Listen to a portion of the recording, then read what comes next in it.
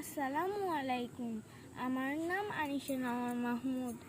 আমি একটি শিক্ষণীয় গল্প বলবো। আমার গল্পটি হলো রাগ নিয়ন্ত্রণ। একজন লোকের একটি খুবই বদরাগী ছেলে ছিল। লোকটি ভাবতে লাগলেন ছেলেটিকে কিভাবে রাগ নিয়ন্ত্রণ করা শেখানো যায়। একদিন লোকটি তার ছেলেকে কাছে থেকে বললেন, এক ব্যাগ ভর্তি পেরেক দিয়ে বললেন, আজ থেকে তোমার যতবার রাগ হবে তুমি ততবার আমাদের বাগানে কাঠের বেড়াটিতে একটি করে পেরেক ঢুকে দিবে। ছেলেটি তার বাবার কথা মতো তার যতবার রাগ উঠত সে ততবার বাগানে কাঠের বেড়াটিতে একটি করে পেরেক ঢুকে দিত। ছেলেটি যেহেতু বদরাগী ছিল তাকে প্রত্যেক দিন 37টিরও বেশি পেরেক ঢুকাতে হতো। সপ্তাহ খানিক পর ছেলেটি বুঝতে পারল তার রাগ নিয়ন্ত্রণ করা বাগানে কাঠের বেড়াটিতে একটি করে পেরেক ঢুকানোর চেয়ে অনেক সহজ। সে তার রাগকে নিয়ন্ত্রণ করতে লাগলো। এমন একটি দিন এলো ছেলেটিকে একটিও পেরেক ঢুকাতে হলো না।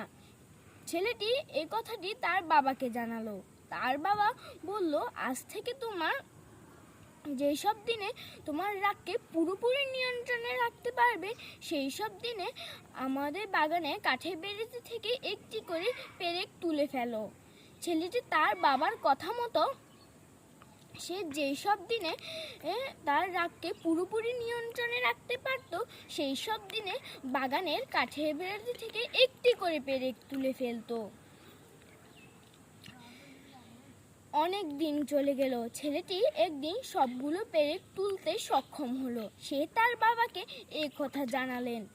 তার বাবা তাকে বাগানে নিয়ে গিয়ে বললেন, তুমি তোমার কাজটি সম্পূর্ণভাবে করতে পেরেছ, কিন্তু কাঠের বেড়াটির দিকে তাকাও, পেরেকের ক্ষতটি এখনো কাঠের বেড়াটিতেই রয়ে গেছে। থেকে শিক্ষা, তুমি যখন কাউকে রেগে গিয়ে কিছু বলো তার মনেও এরকম একটা আঁচড় পড়ে যায়। মনে রাখতে হবে শারীরিক ক্ষতর চেয়েও মাঝে মধ্যে মানসিক ক্ষত অনেক ভয়ঙ্কর হয়ে পড়ে।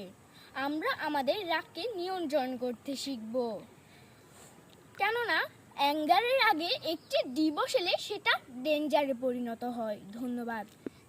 যাদের আমার ভিডিওটি ভালো লাগছে তারা আমার পেজে লাইক, কমেন্ট, শেয়ার দিয়ে পাশে থাকবেন। ধন্যবাদ।